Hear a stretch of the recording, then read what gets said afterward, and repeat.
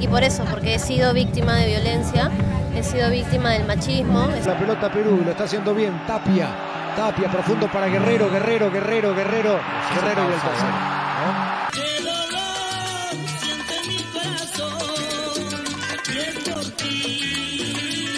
Yo creo que en esta elección, de alguna manera los peruanos van a decidir si quieren realmente hacer ese esfuerzo. Que Dios nos ayude. No tengo voz, no tengo elección, sigo órdenes de mi señor. No.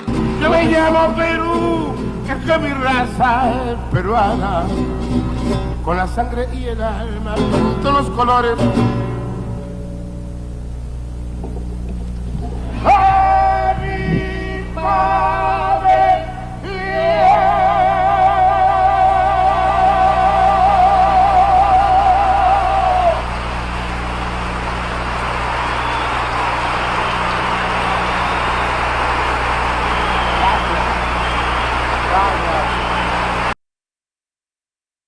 Hola amigos, ¿cómo están?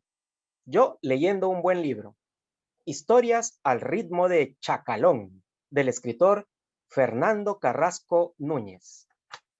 Estoy leyendo el primer cuento, que dice: ¿cómo es que yo sé todos estos detalles? Ah, es que no estás hablando con cualquiera, pues muchachón. Todas esas medallas en la pared y esos trofeos en aquella vitrina no te dan ni te dicen nada.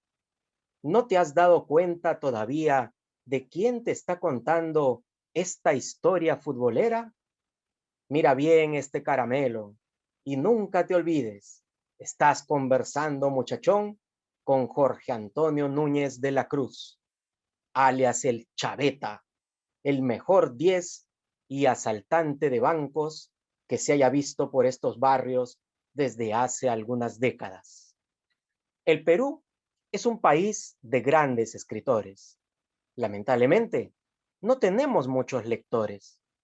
Además, ¿ha escuchado usted a algún candidato presidencial prometer algo relacionado a la literatura?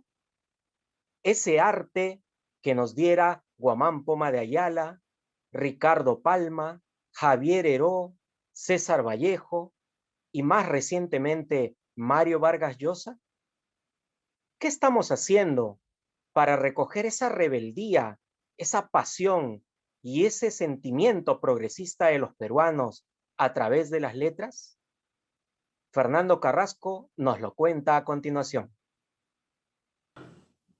Muy bien amigos, bienvenidos a una nueva edición de nuestro programa Hablemos, conversaciones al pie del Bicentenario.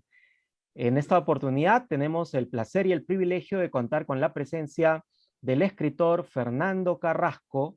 Como ya habíamos anunciado, él aceptó gratamente estar con nosotros y hoy vamos a conversar de muchos temas en realidad, porque Fernando ha escrito mucho, además es un hombre de mucho mundo, es un hombre de larga trayectoria académica, entonces vamos a hablar de eso. Y sobre todo, pues, teniendo como tema eje el tema de la peruanidad y del bicentenario.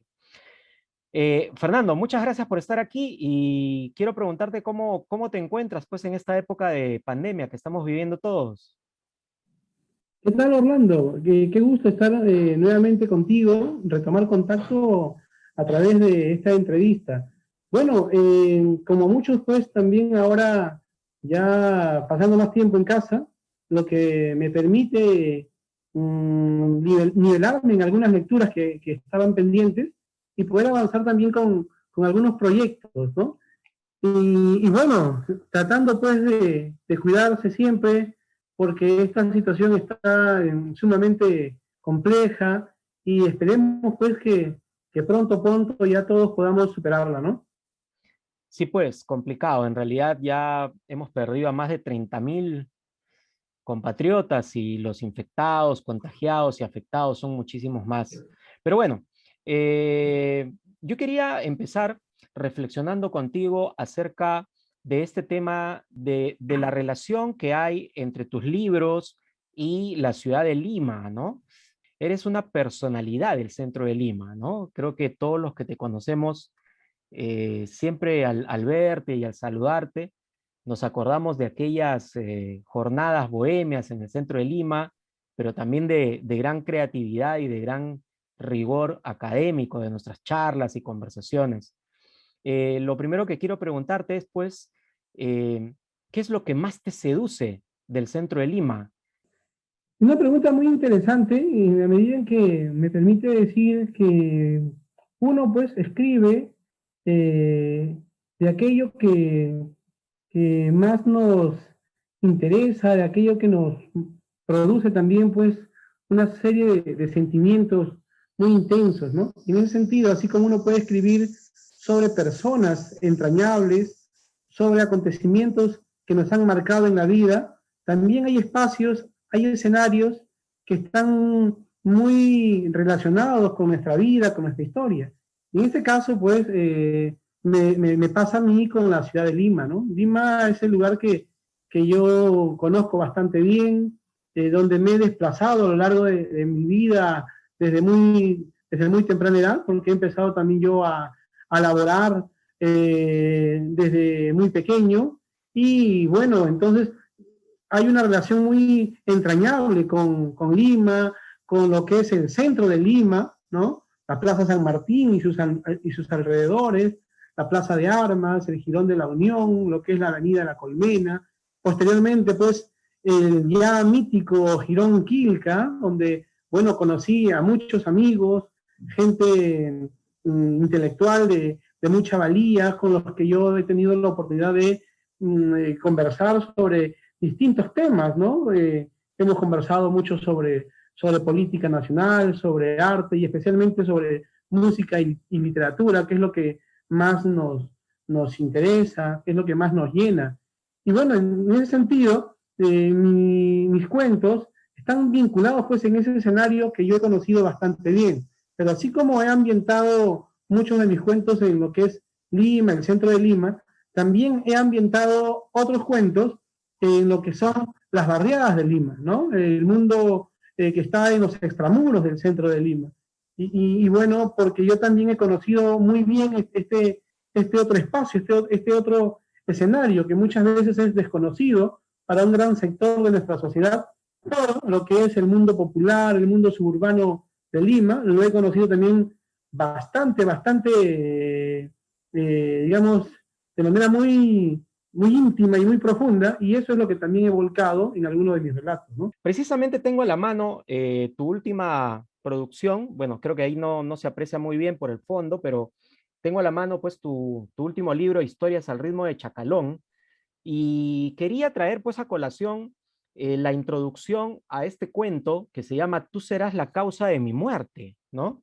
Donde tú escribes lo siguiente: siempre he sentido una intensa fascinación por mi ciudad.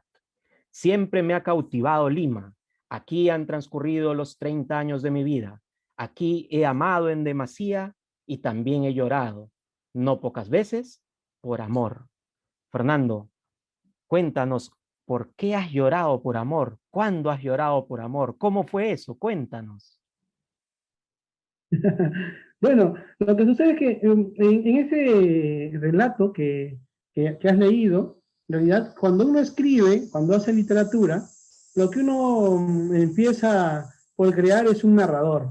Es la voz de un personaje que va relatando ya la historia, ¿no? No es necesariamente el autor quien está expresándose ahí. Sin embargo, mucho de lo que dice ese narrador sí tiene que ver pues con el mismo autor. Nosotros, a través de ese narrador, muchas veces, de una manera indirecta, de una manera subterfugia, ¿no? Soterrada, vamos dando cuenta de nuestro mundo interior, de nuestras emociones, nuestros sentimientos, inclusive pues nuestras manías, nuestras obsesiones, nuestro lado también más sincero, más puro, y en otros casos, y muchas veces también aquellos espacios oscuros de nuestra personalidad también se hacen presentes en la voz de estos narradores, ¿no? Y bueno, el tema amoroso para mí es muy importante, creo que es uno de los temas universales que están presentes, pues, ¿no? En todas las literaturas del mundo y en todos los tiempos, ¿no? Es algo que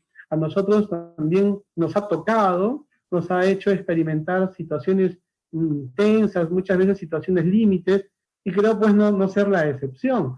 En ese sentido es este narrador que, comienza a dar testimonio de su vida, de su experiencia vital en Lima. También pues en su vida el amor ha tenido un papel sumamente decisivo, ¿no?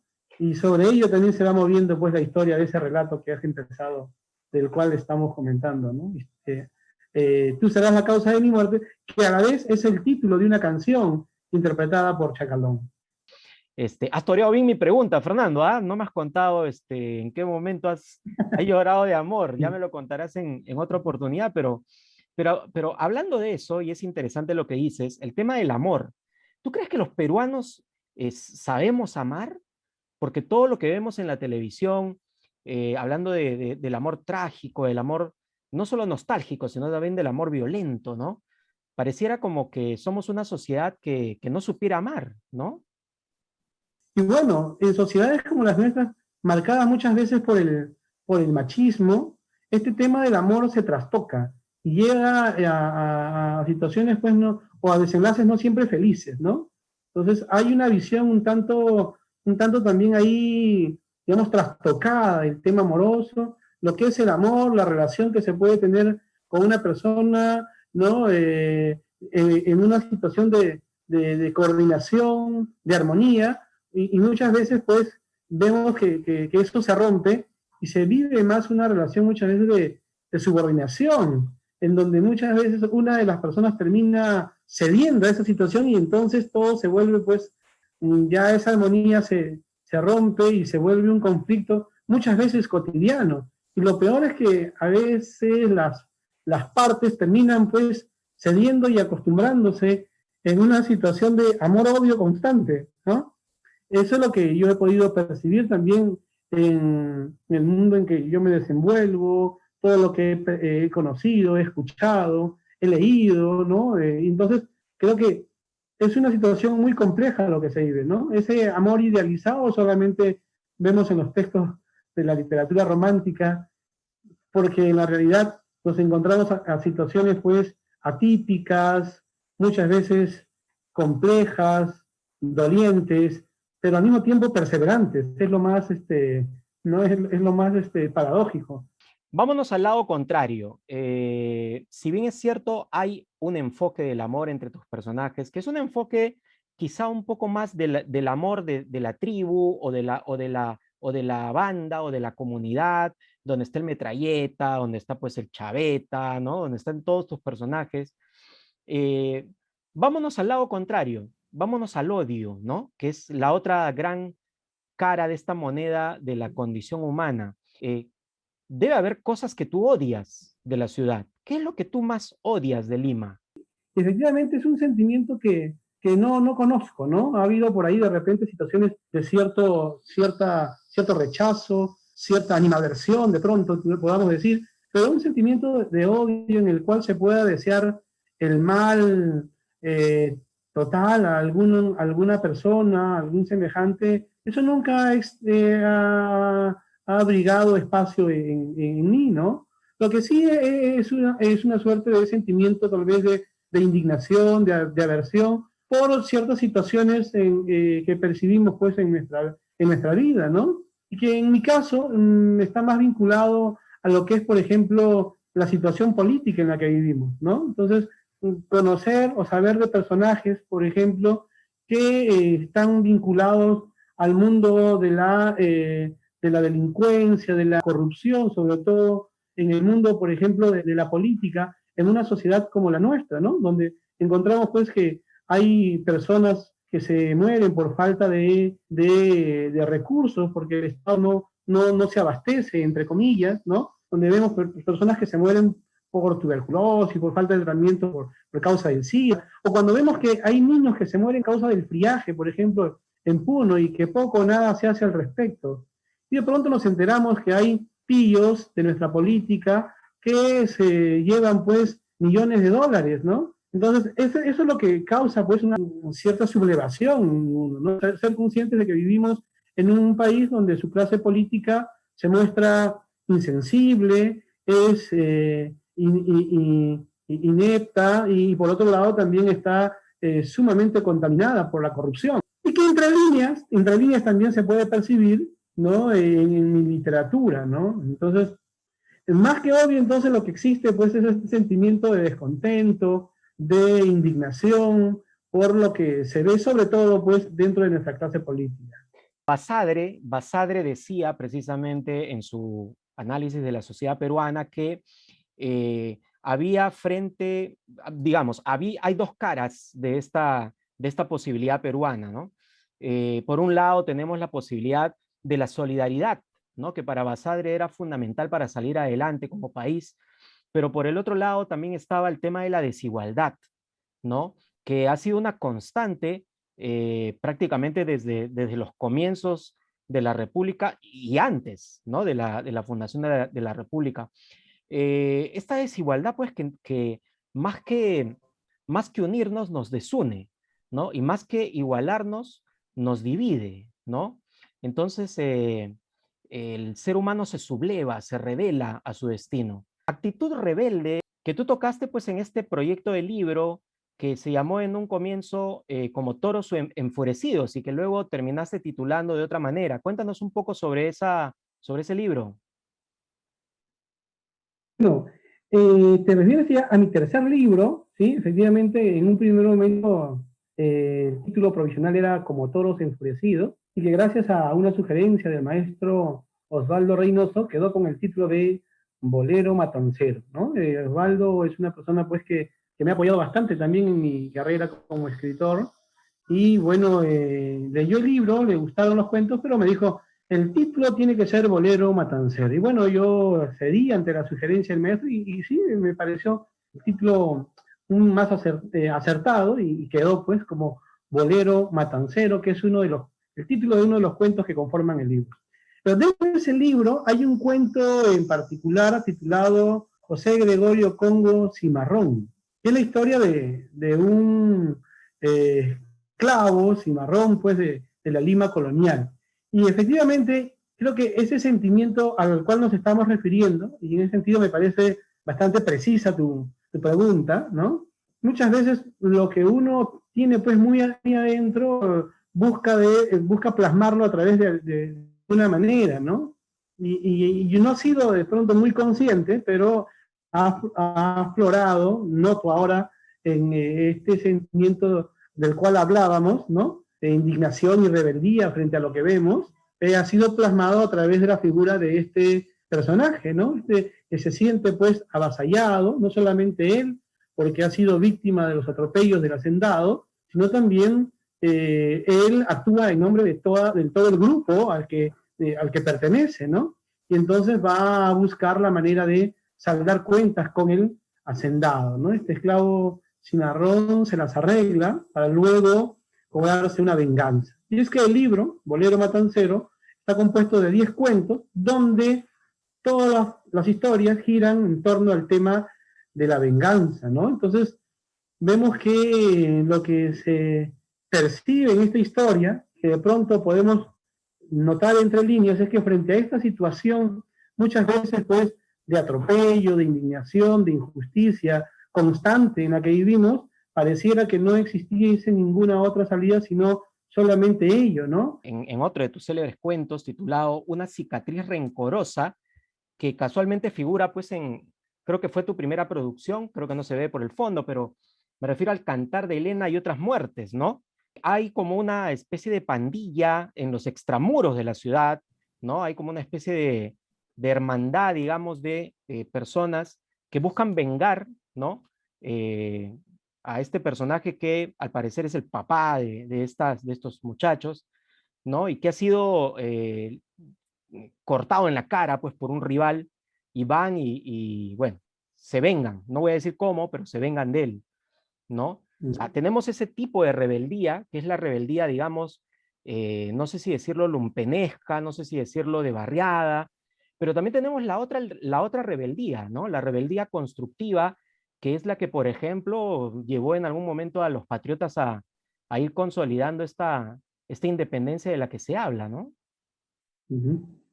Bueno, sí, ¿no? Yo creo que hace un momento hacíamos referencia a este libro que es Bolero Matancero, ¿no? Y bueno, aquí pertenece pues el cuento, a este libro pertenece el cuento José Gregorio Congo Cimarrón. En la historia que hace referencia, que es el cuento de una cicatriz rencorosa, que pertenece a mi primer libro, esta es la primera edición de Cantar de Helena y otras muertes, Exactamente, que se claro. publicó en el año 2006. Bueno, en ese cuento ya vemos también el tema de la venganza, en la medida en que a mí me interesa más ya el tema de la venganza por una cuestión también ya familiar, íntima, ¿no? Que tiene que ver pues con este hecho de que le agreden, cortándole la cara a uno de los personajes. Y eso pues me llevó de alguna forma a reflexionar sobre este acontecimiento a partir de la lectura de la novela La Guerra del Fin del Mundo, de Mario Vargas Llosa, sobre todo de una cita que me quedó siempre dando vueltas, que decía, porque había que castigar al personaje, decía él, que se había llevado a la mujer del otro, ¿no? Agrediéndolo, y sobre todo, pues, no solamente, pues, infligiéndole un daño, sino al mismo tiempo, dice, golpeándolo, hiriéndolo en la cara, ¿no? Porque, supuestamente dice, porque la cara es tan sagrada como la madre o la mujer, ¿no? Y entonces, a partir de esa frase, y a partir del hecho de conocer también de cerca el mundo de las barriadas y el mundo, pues, suburbano y el tema de la violencia juvenil, ¿no? En estos entornos marginales de Lima, fue que se dio forma a esta historia titulada Una cicatriz rencorosa, que de alguna manera se convierte en una suerte del embrión, digamos, de lo que es mi libro Historias al ritmo de Chacalón, ¿no? Porque este cuento que se publicó el año 2006, yo ya lo había escrito pues algunos años antes, y entonces luego ya que surge la idea de construir todo un volumen en donde las historias tengan que ver con ese universo, con estos personajes, y a eso añadirle también su manera de expresarse de estos personajes, ¿no? Es que el tema de la venganza siempre a mí también me ha llamado mucho la atención, y eso se puede ver pues en el libro Bolero Matancero, donde los 10 cuentos giran en torno a este tema, ¿no? Correcto. Yo pienso que a través de la ficción, Fernando, tú has logrado reunir muchas de las cualidades que podemos ver nosotros, no solamente en las clases populares limeñas, sino en el peruano en general, ¿no? Creo que la historia del Perú está llena de venganzas, como también está llena de amores y de odios, y también está llena de rebeldía, ¿no? Y creo que de alguna manera lo que hemos ido logrando generación tras generación se ha debatido precisamente entre esos sentimientos, entre odios, amores, disputas, ¿no? Venganzas, rebeldías, ¿no? Y por supuesto perseverancias.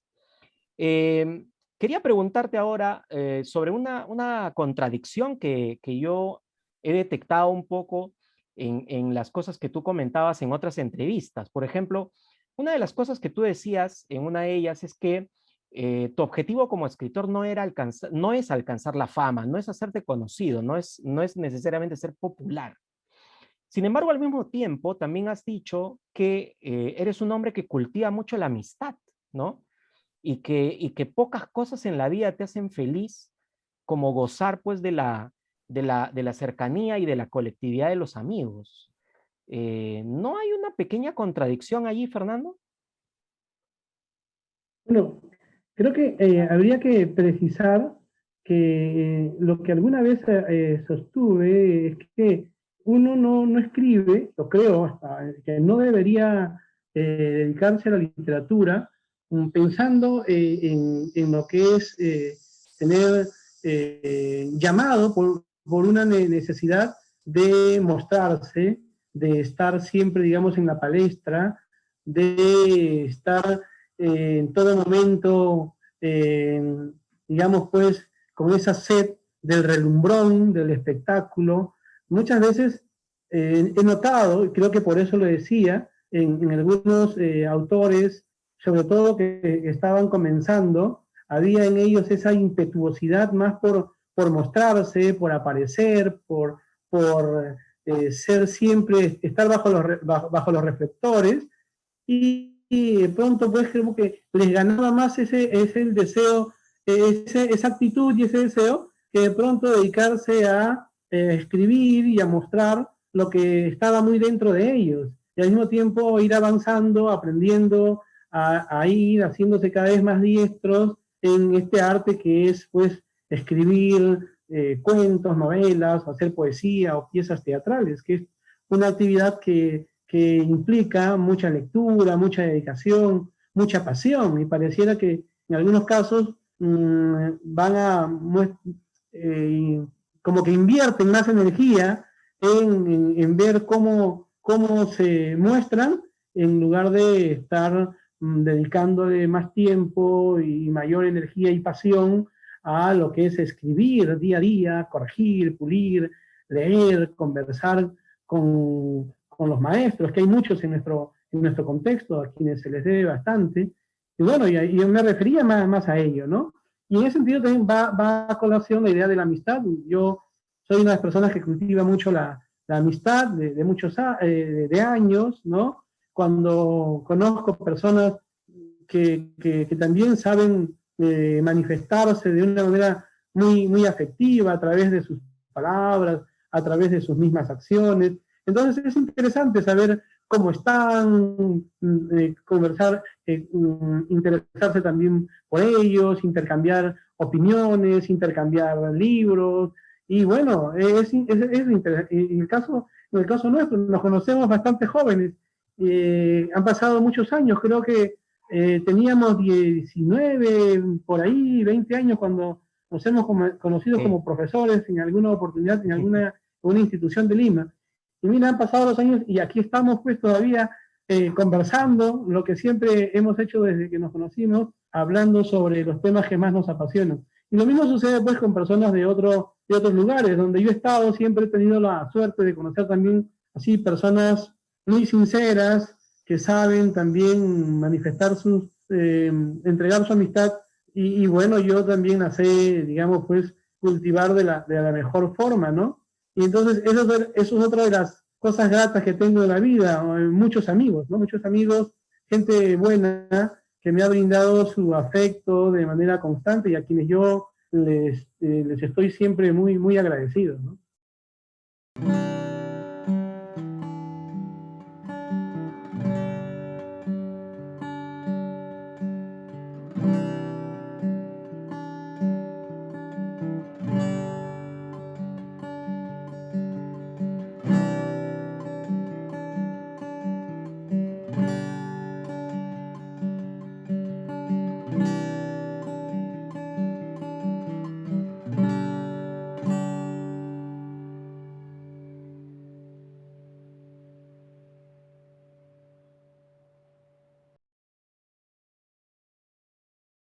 ¿No hay una cierta frustración ser escritor en un país donde la lectura no necesariamente es un deporte de cada día?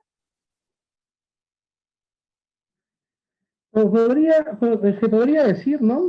Que lamentablemente pues vivimos en un país donde no se le da una gran difusión, digamos, a este tema de la lectura y digamos, de la educación en general, ¿no? La educación es pues para nuestros gobernantes una inversión que les resulta muchas veces difícil de asumir, ¿no? Al parecer no implica mayores ingresos, mayores ganancias, y entonces por ahí pues que siempre queda relegado, ¿no? Basta ver el presupuesto que se le dedica al tema de la educación, y bueno, basta ver también en qué condición nos encontramos y se encuentran también nuestros profesores y nuestros estudiantes, ¿no? Y bueno, cuando yo hablaba también sobre esto del tema de no conversar mucho con mis alumnos sobre lo que yo escribo, es que también hay cierto, digamos, pues, cierto reparo, cierto pudor de conversar sobre temas que en la literatura es algo para mí muy personal, muy íntimo, ¿no?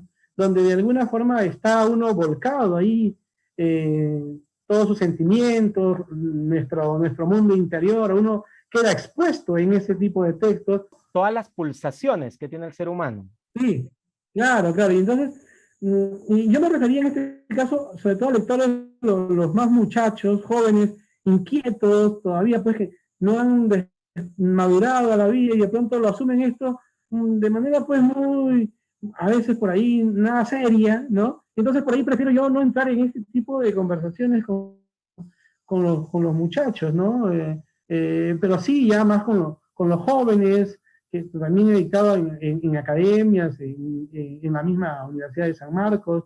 Entonces ahí ya es otra situación, ¿no? Y sí, yo converso mucho con mis estudiantes, algunos que han leído mis libros, y sobre todo con aquellos que también ya están inclinados por la literatura. Y entonces me muestran sus primeros escritos, y entonces ahí sí yo me vuelco con todo cariño a poder sentarnos y conversar sobre sus escritos y dialogar y darles algunas sugerencias. En ese sentido, yo siempre, ahí sí ya, digamos, nace y aflora esa pasión de poder conversar de lo que uno conoce y poder de repente poder enseñar algo de lo que uno ha aprendido, así como en años iniciales a mí, los grandes maestros, ¿no? Pues también se dieron tiempo para sentarse frente a mí y poder conversar sobre mis escritos, ¿no? Y bueno, ¿qué más? Pues haber tenido la dicha en mi caso, por ejemplo, de haber conversado así frente a frente con el maestro Carlos Eduardo Zabaleta, ¿no? Con Osvaldo Reynoso, con el maestro Antonio Gálvez Ronceros, con Claudio Jara y tantos otros a quienes uno les debe mucho. Vamos a hablar también, por supuesto, del tema de la muerte. Pero antes de eso, yo quería preguntarte por qué en alguna oportunidad decías que tú eres una persona tímida, ¿no? Yo te conozco en lo personal y no me parece que seas una persona tímida. Es más, tu primer libro, El Cantar de Helena, está inspirado pues en Helena de Troya, ¿no? Que es un personaje mitológico que representa pues el deseo, la belleza, ¿no? La admiración por lo estético, ¿no? Entonces yo no veo nada de tímido ahí. No sé, ¿puedes explicarme un poco eso? Bueno, resulta que a veces cuando estamos con gente amiga y uno entonces con toda la confianza del mundo se puede explayar y mostrar pues sus ideas, y más aún cuando estamos exacerbados a causa de la emotividad del momento, y más aún si lo acompañamos pues con una buena botella de pisco o de vino, ¿no? O unas cervezas, y entonces uno conversa sin mayores de pronto problemas, ¿no? Pero muchas veces cuando tengo que hablar sobre mi literatura, de repente, sobre mis cuentos, pues en otras situaciones es que uno se queda corto. Y entonces es que es como salir y mostrarte, pues, mostrar todas tus virtudes y al mismo tiempo también tus conflictos, ¿no? Tus problemas, ¿no? Y es que eso está ahí entre líneas en nuestra literatura, y se me viene a la mente esta idea de Mario Vargas Llosa, que él lo explicaba como una suerte de striptease, ¿no? Mientras las muchachas salen sin mayores problemas a exhibirse, poco a poco se van despojando de sus prendas. En cambio, el escritor, a través de la literatura, lo que hace es ir recubriendo todo ello a través de estos personajes, a través de estos diálogos, a través de todo lo que va construyendo en su relato, va a ir ocultando lo que es él, lo que está verdaderamente en su esencia, la manera de que está construido ese ser humano que es el escritor, está ahí. Entonces es como si uno estuviese expuesto, y tratar de ahondar, meterse ahí es efectivamente ir mostrándose. Entonces, para mí hay en ciertos temas de pronto sí, hay ciertos reparos, ¿no? Y me cuesta un poco ir de lleno hacia esos temas, ¿no?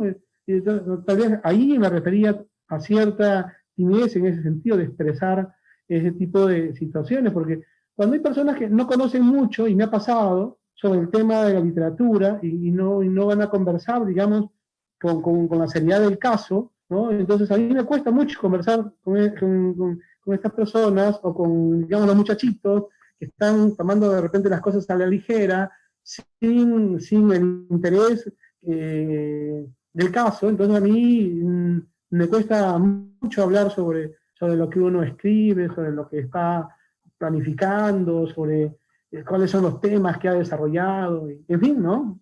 Uno se queda corto en ese tipo de situaciones. Correcto. Sí, te lo decía porque, claro, nosotros hemos compartido, y creo que no hay ningún problema en decirlo, largas pues jornadas ahí de francachela, de conversaciones, de bohemia ahí en el centro de Lima, momentos muy agradables. Bueno, yo tengo que confesar que ya he colgado los botines en ese campo, en otros no, todavía, pero en el campo de la, de la bohemia, sí, pues ya he colgado los botines, pero no dejo de frecuentar igual el centro de Lima, que también ejerce una fascinación también sobre mí, a pesar de que yo soy loretano, como sabrás, como recordarás. Pero aproximándonos un poco a este tema de Helena de Troya y el cantar de Helena y otras muertes. Bueno, César Vallejo predijo su muerte, ¿no? Él hablaba de que se iba a morir pues en París con aguacero, un día del cual tengo ya el recuerdo. Y por el otro lado tenemos a Javier Heró en la poesía peruana, ¿no? Que decía pues, yo no tengo miedo de morir entre pájaros y árboles, etcétera, etcétera. ¿Alguna vez ficcionando, meditando, te has imaginado tú ese momento sublime en el que tú dejas este mundo? ¿Cómo te imaginas ese momento? La verdad que no imaginado en una situación semejante, ¿no? Yo creo que se dé, espero que se dé cuando haya llegado, digamos, a una edad ya pues considerable, ¿no? Y donde haya podido escribir algunos libros más, algunos de mayor relevancia de los que he conseguido hasta ahora, y haber pues podido gozar también de la compañía de mis hijas, de haberles brindado pues todo lo que también ellas necesitan para empezar ya a volar con alas propias. Y bueno, pero no me he puesto a pensar en qué situación se daría o me gustaría que se produjera, ¿no? Es un tema muy también así, que antes me resultaba pues bastante, digamos pues, inquietante, que producía en mí cierto desasosiego, ¿no? Eso sobre todo cuando era pues niño, descubrí que las personas moríamos, de que nuestra existencia ya cesaba por completo en algún momento, ¿no? Es como si estuvieses jugándote un gran partido y de pronto te sacan de un momento a otro y sabes que ya no puedes volver más al campo, ¿no? Y que ya quedó ahí para definitivamente, ¿no? Y entonces eso a mí me causaba, pues, digamos, de joven una gran inquietud, y entonces fue un tema que muchas veces estuvo presente en mí sin haberlo yo, digamos, pues, tomado de una manera consciente, ¿no? Y en este caso volvemos a lo que plantean algunos autores, como el mismo Vargas Llosa, que muchas veces el artista, o en este caso el escritor, no busca los temas, sino que de alguna manera ya los temas nos buscan a nosotros, nos encuentran también, ¿no? Y vemos cómo este tema, de la idea de la muerte, ¿no? Estaba pues tan, había calado tan hondo en mi ser, que de pronto cuando empecé a escribir ya en la adolescencia, empecé a notar que muchos de los cuentos sobre los cuales yo ya venía escribiendo, tenían que ver con el tema de la muerte, ¿no? Y es así como se da forma a mi primer libro, que es Cantar de Helena y otras muertes, donde de alguna forma hay personajes que reflexionan también sobre el tema de la muerte, ¿no? Pero tal vez frente a esa muerte, frente a esta idea tan conflictiva que es la muerte, hay un cuento en el libro titulado Última Sinfonía de Otoño, que es la de un poeta que ya ha llegado a la vejez, está cercano a la muerte, y ahí mientras va escuchando la primera sinfonía de Brahms es que le llega la muerte, y él recibe la muerte pues con satisfacción, con una sonrisa en los labios, ¿no? Y de pronto, tal vez creo, sin haber sido muy consciente, he querido plasmar ahí, frente a esa situación que podría ser para algunos desesperante, ¿no? Que llegue la muerte y uno la reciba con su mejor sonrisa, pues, ¿no? Como dando inicio, tal vez, a algo distinto, que tal vez podría darse, ¿no? También existe esa otra, tal vez, opción de que aún después de esta vida exista algo distinto, ¿no?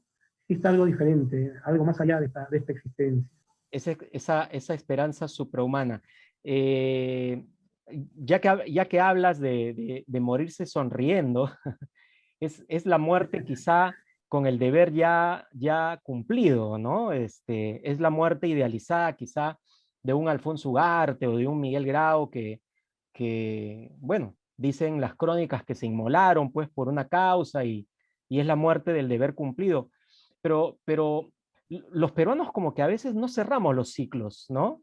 Como que nos gusta dejar las cosas incompletas, ¿no? Sobre todo los políticos, ¿no?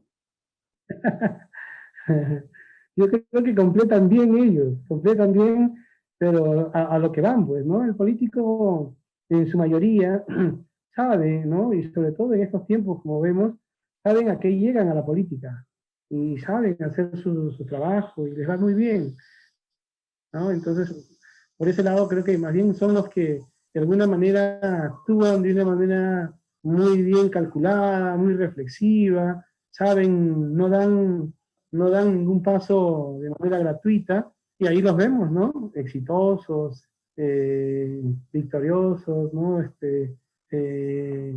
Muchos de ellos, ¿no? Lamentablemente, mejor dicho, para bien de muchos, han estado llegando tiempos distintos y vemos pues como nunca, ¿no? Como nunca, que algunos personajes han tenido que pagar sus cuentas con la justicia, ¿no? Y como nunca se ha visto, han sido procesados, personajes que antes creíamos intocables. Eso no se daba. Yo les cuento esto a estudiantes, muchachos, ¿no? Era pues impensado que antes personajes del rango político que vemos en estos tiempos, pues que fuesen procesados. Antes, pues eran ellos fácilmente exculpados, ¿no? Por un poder judicial que, como vemos, también pues es muy corrupto, ¿no? Vemos cómo ha quedado de manifiesto ahora con estos grupos de los cuellos blancos, del señor Chávarri y su entorno, y cómo estaba todo muy bien vinculado con el mundo de la política.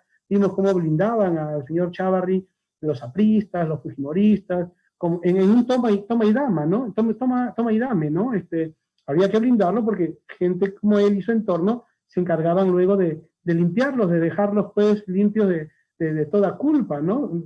Y creo que el caso más emblemático es el de Alan García, ¿no? Desde su primer gobierno se sabía pues de todos los delitos que había cometido este señor, pero gozó de impunidad y ya sabemos a qué se debía, ¿no?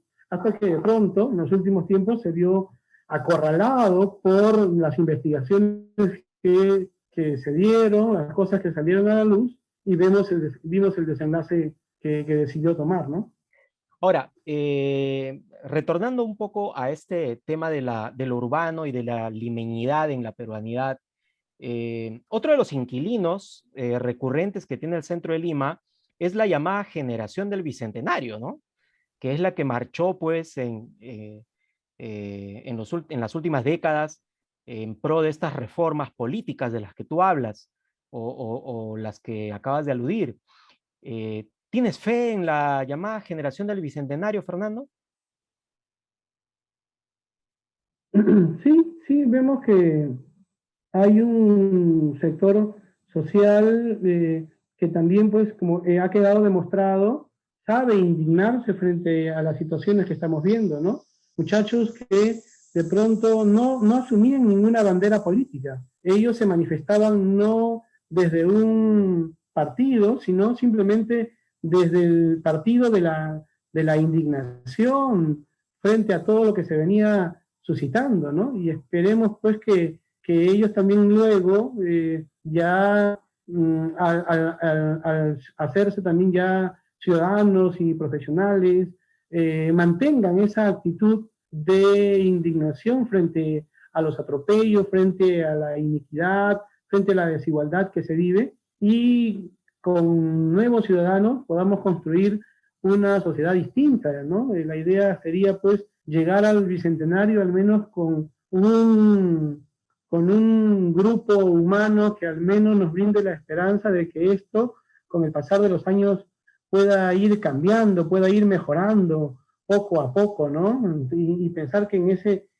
esa ciudad que se había fregado, como lo decía Zabalita, ¿no? En qué momento se jodió el Perú. Entonces empezar a decir que poco a poco este Perú también puede ir mejorando, puede ir convirtiéndose en un país posible, ¿no?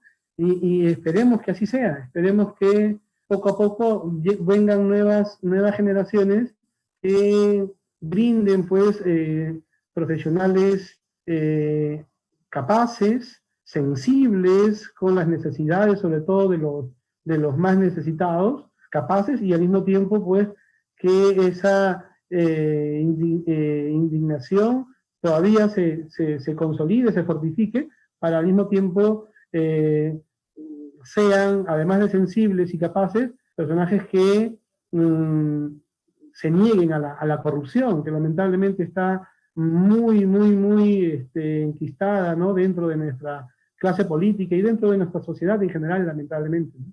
Yo quiero terminar esta conversación, Fernando, felicitándote por el trabajo que haces, que no solamente es un trabajo de creación, ¿no? Sino que también es un trabajo de promoción, porque así como creas libros, también has creado seguidores y discípulos. Hay muchos artistas, escritores, narradores, que te siguen, que te admiran y que siguen tu ejemplo, ¿no?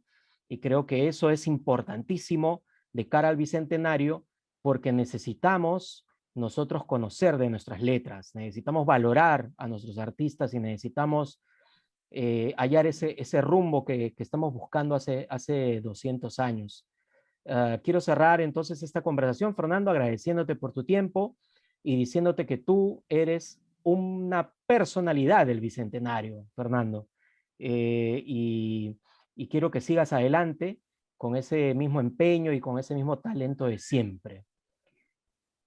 Muchas gracias, Orlando. La verdad, me ha complacido conversar contigo, y bueno, les mando entonces a todos tus, en este caso, tus seguidores, un fuerte abrazo. Espero, pues, que esta situación mejore para todos muy pronto. Y bueno, termino también deseándote, Orlando, muchos éxitos en este proyecto cultural que vienes llevando adelante, que es necesario, donde las personas, pues, conversamos, intercambiamos ideas, damos nuestras opiniones con respecto a nuestro trabajo artístico, o también, como se ha dado en esta oportunidad, con relación a temas vinculados a nuestro país, ¿no?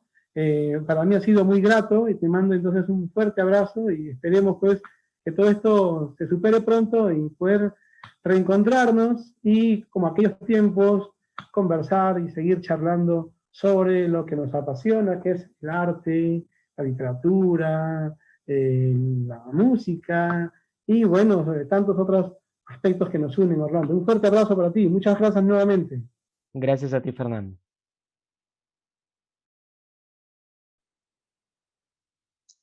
Gracias, amigos, por estar una vez más con nosotros. En esta edición de Hablemos, nos queda claro que la construcción de una identidad peruana requiere de la participación de nuestros escritores y hombres de letras, por quienes, al parecer, la política rara vez se preocupa. Sígueme en mis redes sociales y en mi canal de YouTube, OBN Digital Media. Hasta la próxima.